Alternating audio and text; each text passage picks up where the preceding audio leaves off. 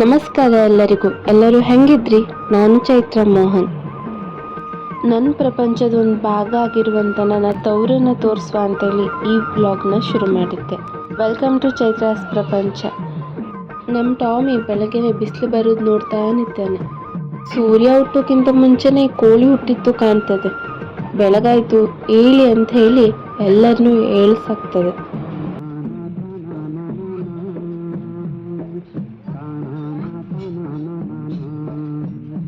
ಇದೇ ನನ್ನ ತವರು ಮನೆ.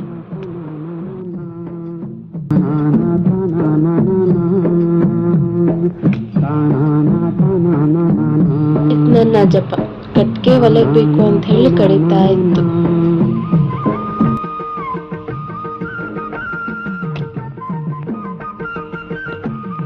ಈ ಹಳ್ಳಿ ಕಡೆನೇ ಹಾಗೆ ಬಾವಿ ನೀರು. ಆ ಬಾವಿ ನೀರು ಎತ್ತಬೇಕಾದ್ರೆ ಬರುವಂಥ ಸೌಂಡೇ ಕೇಳೋಕ್ಕೆ ಖುಷಿ ಆಗ್ತದೆ. ಅಮ್ಮ ಬೆಳಗ್ಗೆನೇ ಎದ್ದು ಎಲ್ಲ ಕೆಲಸನೂ ಮಾಡಿರ್ತಾರೆ. ನನಗೆ ನೀರು ತಗೊಬಂದು ನಂಗೆ ಚಹಾ ಕುಡಿ ಅಂತೇಳಿ ಚಹಾ ಕೊಡ್ತು. ನಮ್ಮ ಮನೇಲಿ ಮಲ್ಲಿಗೆ ಹೂವು ಬೆಳಿದ್ರು. ಆಚೆ ಈಚೆ ಮನೆಯವರು ರೋಡ್ ಹತ್ರ ಇರೋ ಮನೆ ಅಂತೇಳಿ ಇಲ್ಲೇ ತಂದಿಡಿದ್ರು.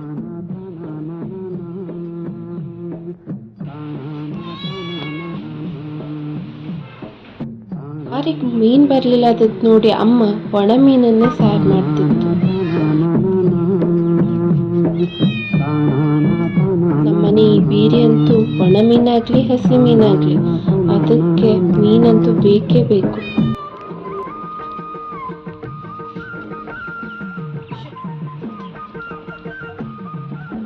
ಈ ಬೀರಿ ನೋಡಿ ನೋಡಿ ಕೋಳಿನೂ ಮೀನು ತಿನ್ನೋದು ಕಲ್ತು ಬಿಟ್ಟದು.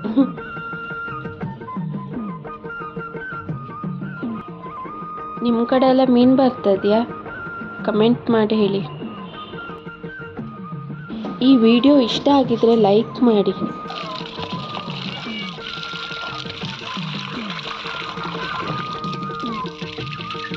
ಹಾಗೆ ಸಬ್ಸ್ಕ್ರೈಬ್ ಮಾಡೋದನ್ನು ಮರಿಬೇಡಿ. ನನ್ನ ಮುಂದಿನ ಎಲ್ಲ ವಿಡಿಯೋನು ನಿಮಗೆ ಬರಬೇಕಂತಂದರೆ ಸಬ್ಸ್ಕ್ರೈಬ್ ಮಾಡಿ.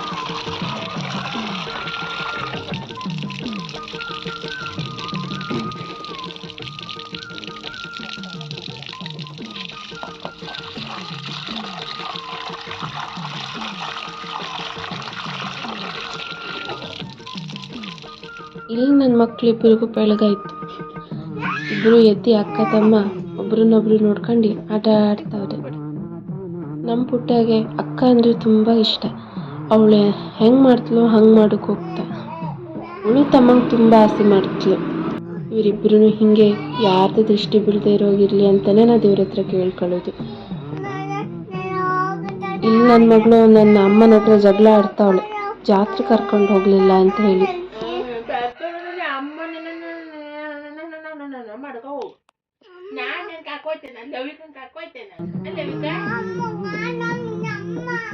ನನ್ನಮ್ಮ ನೀನು ಕರ್ಕೋಗೋದಿಲ್ಲ, ನಿನ್ನ ತಮ್ಮನ ಕರ್ಕೋಗ್ತೆ ಅಂತೇಳಿ ಅವಳು ಕಾಲೆಳಿತಾ ಇದೆ.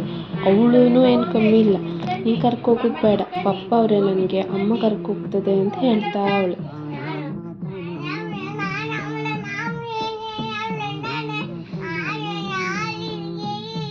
ಅವಳು ಎಂತ ಹೇಳ್ತಲೋ ಅವಳಿಗೆ ಅರ್ಥ ಆಗಬೇಕು.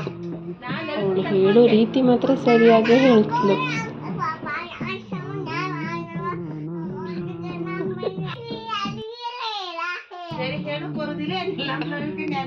ನಿನ್ನ ಮಾತಿಗೆ ನಾವು ನೆಗೆ ಬರ್ತದೆ.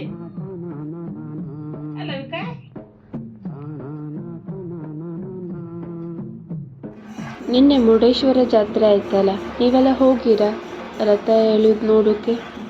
ನನಗೆ ನಿನ್ನೆ ಹೋಗೋಕ್ಕಾಗಲಿಲ್ಲ, ಆದರೆ ಇವತ್ತು ಹೋಗಿ ಬಂದೆ. ಅದನ್ನ ನಾನು ಸೆಕೆಂಡ್ ಬ್ಲಾಗಲ್ಲಿ ಅಪ್ಲೋಡ್ ಮಾಡಿದೆ.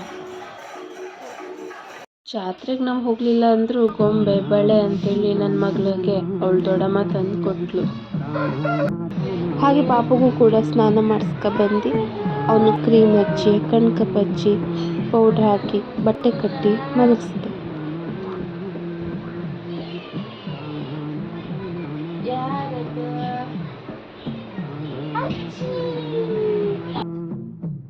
ಮನೆಯಲ್ಲಿ ಸಣ್ಣ ಮಕ್ಕಳಿದ್ರಂತೂ ಟೈಮ್ ಹೆಂಗೆ ಹೋಗ್ತದೆ ಅಂತಲೇ ಗೊತ್ತಾಗೋದಿಲ್ಲ. ಅದರಲ್ಲೂ ನನಗೆ ಎರಡೂ ಕೂಡ ಸಣ್ಣ ಮಕ್ಕಳೇ. ಮಗಳಿಗೆ ಫೆಬ್ರವರಿ ಬಂದರೆ 2 ವರ್ಷ ಆಗ್ತದೆ, ಹಾಗೆ ಮಗಕ್ಕೆ ಕೂಡ 6 ತಿಂಗಳಾಗ್ತದೆ. ಇಬ್ರಿಗೂ 1.5 ವರ್ಷ ಗ್ಯಾಪ್ ಇತ್ತು. ಇಬ್ರು ಸಣ್ಣವರಾದ್ದರಿಂದ ನೋಡ್ಕೊಳ್ಳೋಕೆ ಸ್ವಲ್ಪ ಕಷ್ಟನೇ. ಎಲ್ಲರೂ ಕೇಳ್ತಾನೆ ಇದ್ರು, ಹೆಂಗೆ ನೋಡ್ಕೊಳ್ತೆ, ಹೆಂಗೆ ನಿಭಾಯಿಸ್ತೆ ಅಂತ. ಹೆಂಗೋ ನೋಡ್ಕೊಳ್ಳೋದು, ಹೆಂಗೋ ನಿಭಾಯಿಸೋದು ಅಂತ ಹೇಳಿ ದಿನ ಕಳೀತಿರ್ದ್ರು. ಮಕ್ಕಳು ಜೊತೆಗೆ ಬೆಳೀತರು ಬಿಡು ಅಂತ ಹೇಳಿ ಕೆಲವರು ಧೈರ್ಯ ಕೊಡ್ತರು. ಆದರೂ ಎಷ್ಟೇ ಆಗಲಿ ಇಬ್ಬರು ಸಣ್ಣವರಾದ್ದರಿಂದ ಸ್ವಲ್ಪ ಕಷ್ಟನೇ. ಆದರೆ ಅಮ್ಮನ ಜೊತೆಲಿರೋದ್ರಿಂದ ಅಮ್ಮನೇ ಸುಮಾರಕ್ಕೆಲ್ಲ ನೋಡ್ಕೊಳ್ಸ್ಲು. ನಾನು ಪಾಪು ನೋಡ್ಕೊಳ್ಬೇಕಾದ್ರೆಲ್ಲ ದನಿ ಅಮ್ಮನ ಜೊತೆಗಿರ್ತಲು. ಹಂಗಾಗಡಿಲ್ಲ, ಅವನು ಮಲಗಿದ ಟೈಮಲ್ಲಿ ನಾನು ನನ್ನ ಮಗಳಿಬ್ರು ಸ್ನಾನ ಮಾಡ್ಕೊ ಕೂತ್ಕೊಳ್ಳೋದು.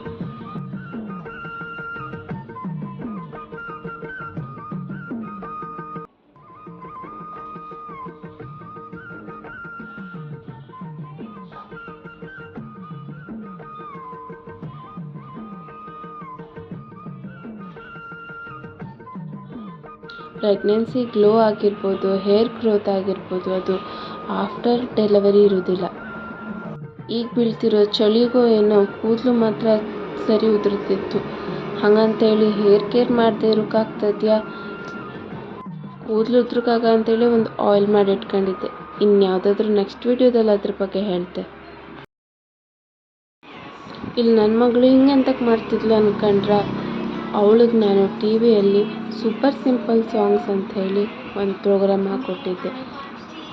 ಈ ಥರ ಹಾಡಾಕೊಡಿ, ಮೊಬೈಲಂತೂ ಅವ್ರು ನೋಡೋದಿಲ್ಲ.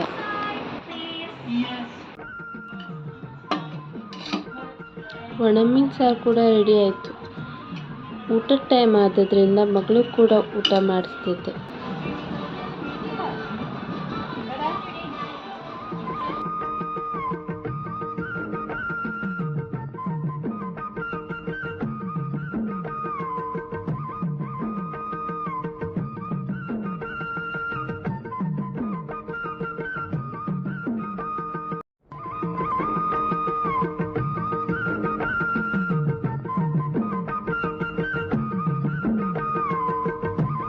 ಮಾವನು ಬಂದಿದ್ದ, ಜೊತೆಗೆಲ್ಲರೂ ಕೂತ್ಕೊಂಡು ನಾನು ಯೂಟ್ಯೂಬ್ ಚಾನಲ್ ನೋಡ್ಕೊಂಡು ಊಟ ಮಾಡ್ತಿದ್ರು. ಈ ವ್ಲಾಗ್ನ ಇಲ್ಲೇ ಮುಗಿಸ್ದೆ. ಇನ್ನು ನೆಕ್ಸ್ಟ್ ವ್ಲಾಗ್ನಲ್ಲಿ ಸಿಗ್ತೆ. Thank you for watching. Bye bye.